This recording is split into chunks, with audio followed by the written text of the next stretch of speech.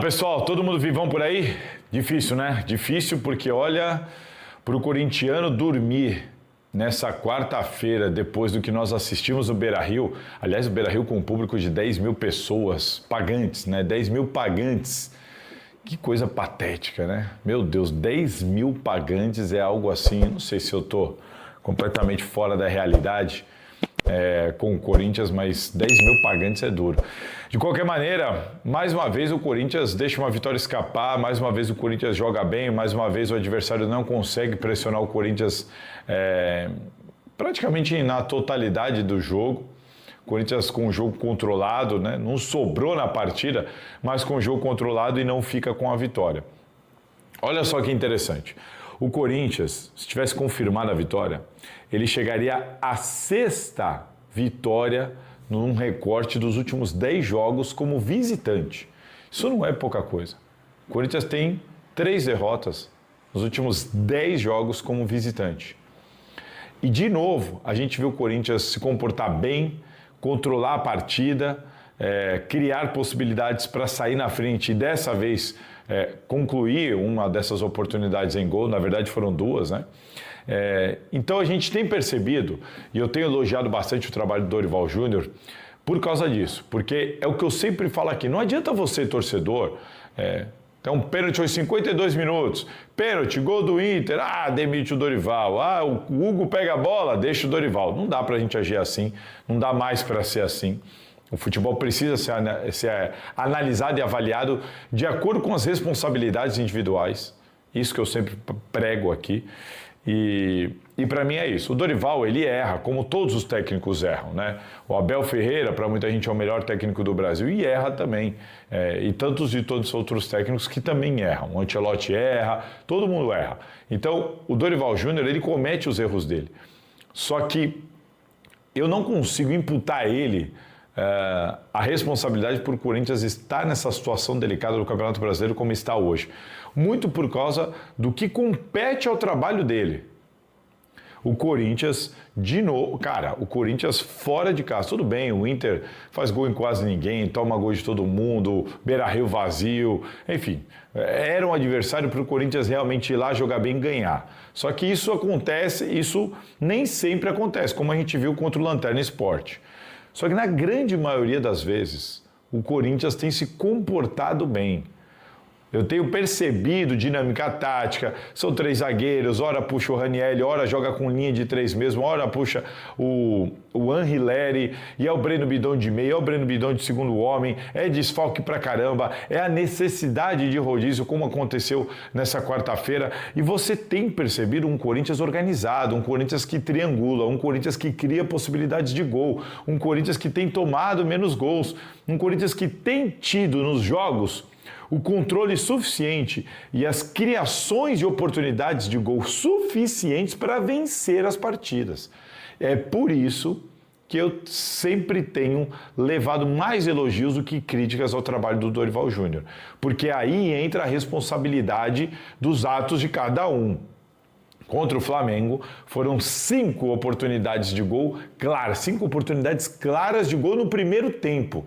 E o Corinthians conseguiu não converter nenhuma, incluindo aquele pênalti ridículo do Yuri Alberto. Aí o time não ganha o jogo, o Dorival. Não é, meu.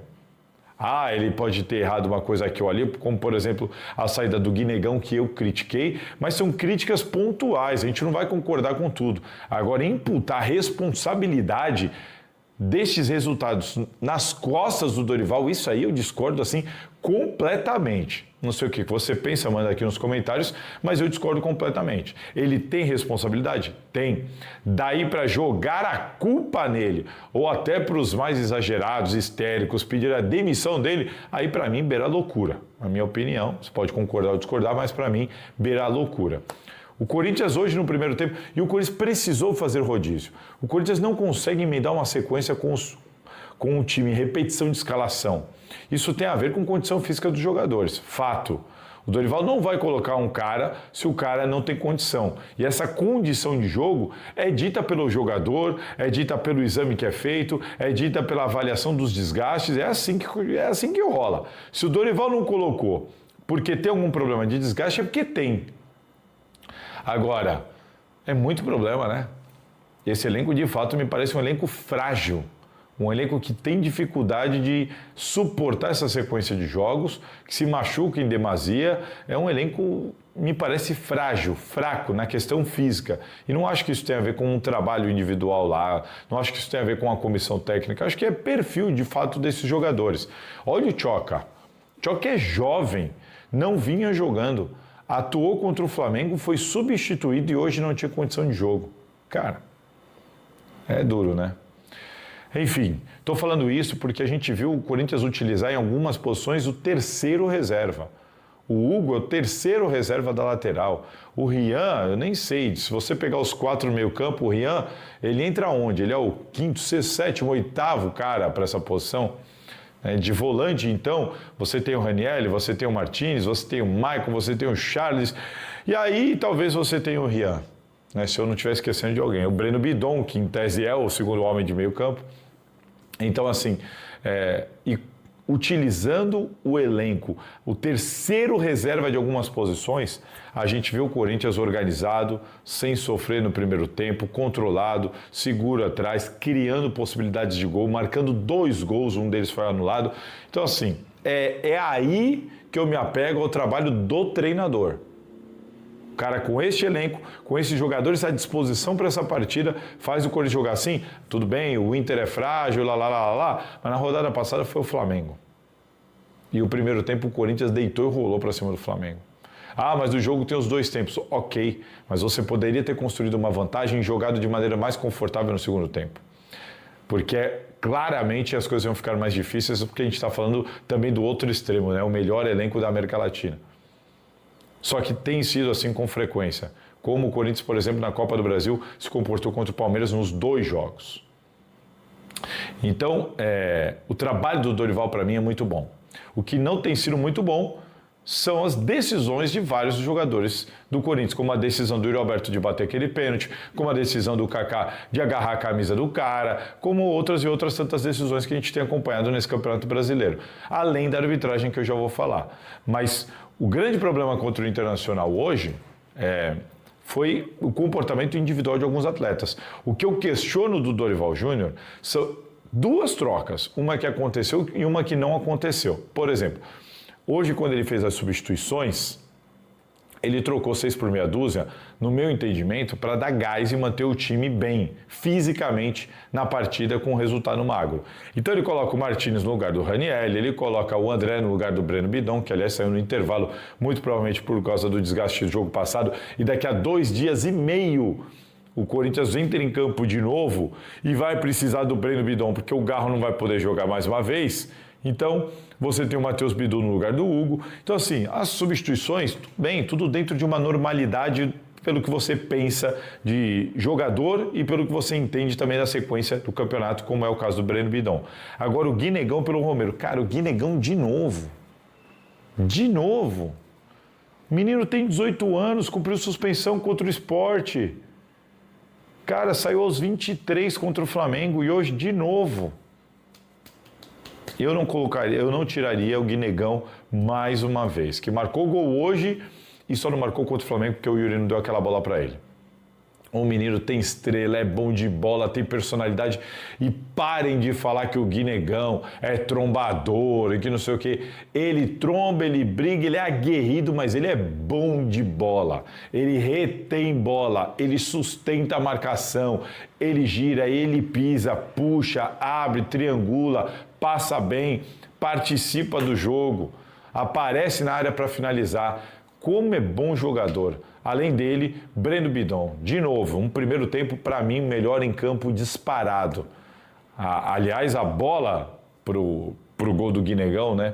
Começa com a participação também do Breno Bidon. E uma coisa interessante, o Corinthians gira, né? Se eu não estiver enganado, Ranieri para Anrileri vira tudo, Mateuzinho, mais uma assistência do Mateuzinho e gol do Guinegão. E tem também o passe do Breno Bidon para o gol do Hugo, que acabou sendo invalidado. Então, assim, olha os passes que o Breno Bidon deixou os jogadores do Corinthians na cara do gol contra o Flamengo e contra o Internacional. Gols que não vão computar, né, como assistência para ele, porque esse foi anulado e os outros foram desperdiçados contra o Flamengo. Então é um jogador de uma visão diferente, de uma rotatividade diferente, de um trabalho técnico diferente apurado nesse meio campo do Corinthians, seja como segundo homem, como eu gosto de ver ele vindo de trás, de frente, ou agora até um pouquinho mais avançado como meio armador. Como é bom de bola Breno Bidon, e tem colocado os caras na cara do gol, mas o Corinthians não tem aproveitado. Então, assim, eu queria fazer esses dois destaques positivos, e a minha crítica ao Dorival, eu falei que são duas. Tirar o Guinigão de novo e não tirar o Kaká. Porque o Kaká, claramente, durante o jogo, a gente percebeu o Kaká, ele até afastou bastante bola de cabeça, o mérito dele foi jogada aérea, ele conseguiu afastar bastante bola de cabeça, mas ele era um jogador temeroso. É um jogador que traz perigo, que te deixa com o pé atrás. Tomou amarelo muito cedo, eu até achei que ele ia ser expulso em dado momento do jogo. Então é um jogador de risco. O Dorival deveria ter tido a percepção, o sentimento, o feeling de tirar o Kaká. Tá? Outro jogador poderia ter feito uma besteira? Poderia. Mas o Kaká precisava ter sido substituído. Estava claro, eu achava que ele ia ser expulso. Eu tinha para mim que ele ia ser expulso a qualquer momento.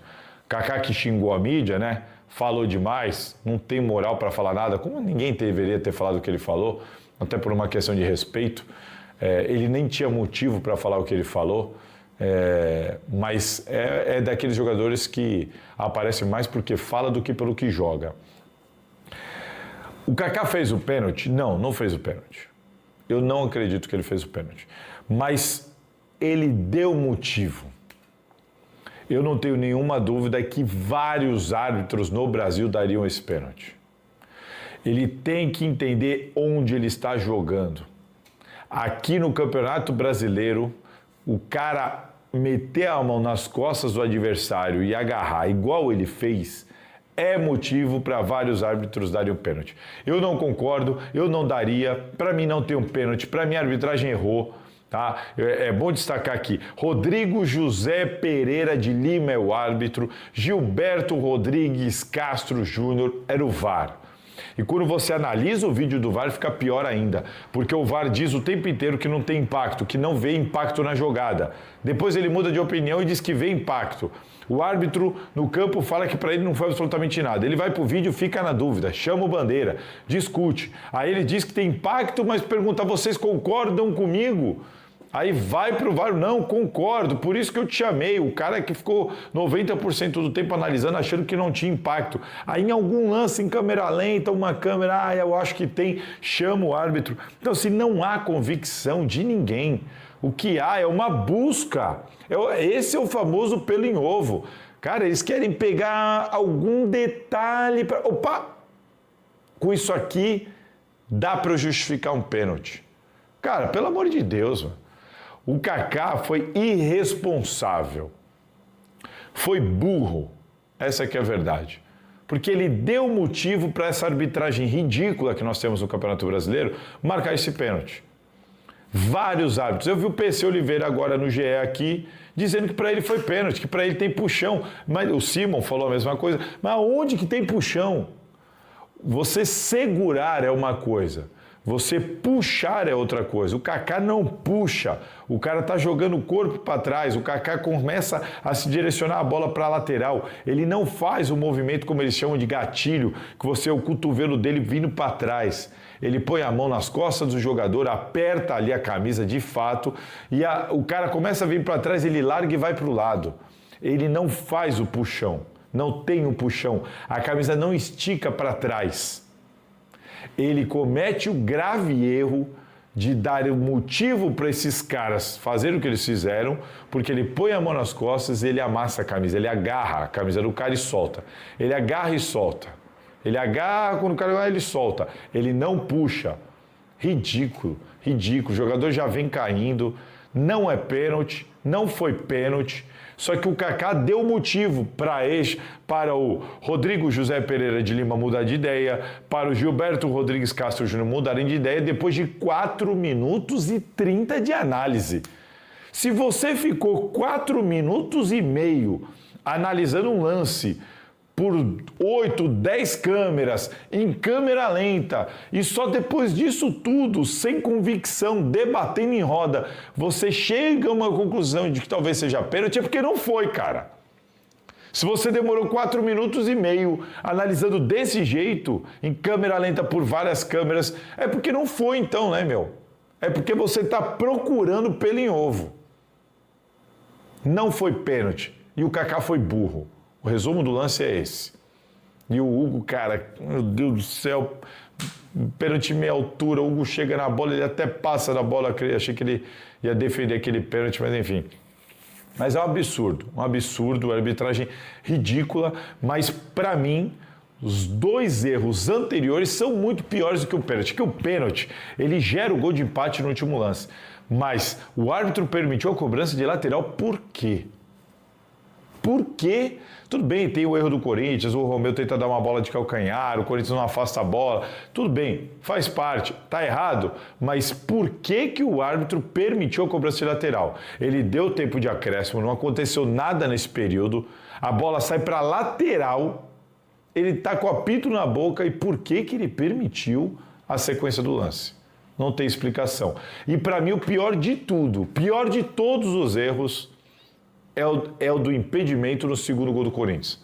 O Corinthians iria para o intervalo com 2-0, meu amigo. Com o Inter nessa draga, com 10 mil pagantes no Beira-Rio. Seria uma situação completamente diferente, muito mais confortável. Aí eu acho que é um erro assim, sem justificativa. Aí não tem essa de que o fulano deu motivo, é um lance que vai dar discussão. Não tem discussão. O Hugo não estava impedido. O Hugo não estava impedido. Você tem as linhas, aliás, decidiram rápido, botaram o jogo para correr sem ninguém assistir, nem no estádio, nem na televisão. Foi aparecer depois. E aí, quando me coloca as linhas, não dá para ver a diferença entre a linha amarela e a linha azul. Aliás, você nem consegue ver a linha azul nem a linha vermelha. Perdão, eu falei amarela e azul. É vermelha e azul. Você nem consegue ver a linha vermelha e a linha azul. Você não vê nenhuma das duas. Por quê? Porque elas estão sobrepostas. E quando elas estão sobrepostas, a tonalidade da cor muda, fica uma coisa meio escura, meio roxa. Você não vê a linha azul nem a linha vermelha. Você só vê uma linha escura porque elas estão sobrepostas. É um lance de mesma linha. Não tem impedimento, mas não é uma opinião. Isso está comprovado pelo VAR. A imagem que nós temos está aí no meu Instagram. A imagem comprova que ele não estava impedido. E esse lance, para mim, é loucura total. O gol do Hugo ter sido anulado é um absurdo, porque a imagem do VAR comprova que ele não estava impedido. E ele deu lá impedimento. Aí você olha a imagem, cadê a linha vermelha e cadê a linha azul? Cadê a separação delas? Elas estão claramente sobrepostas. O Hugo estava na mesma linha do último defensor do Internacional de linha. O gol dele foi legal e seria 2-0 para o Corinthians. Um Corinthians que, como bem disse o Dorival, são 14 reversões de lance de VAR. É inacreditável como estão tirando pontos do Corinthians nesse campeonato. Salve, torcedor do Corinthians, seja bem-vindo ao Corinthians Fanáticos, todos os dias conteúdo exclusivo do Corinthians. É uma vergonha o que aconteceu em Porto Alegre. O Corinthians está sendo garfado aí em várias rodadas do Campeonato Brasileiro. Deixa a sua opinião, seu comentário.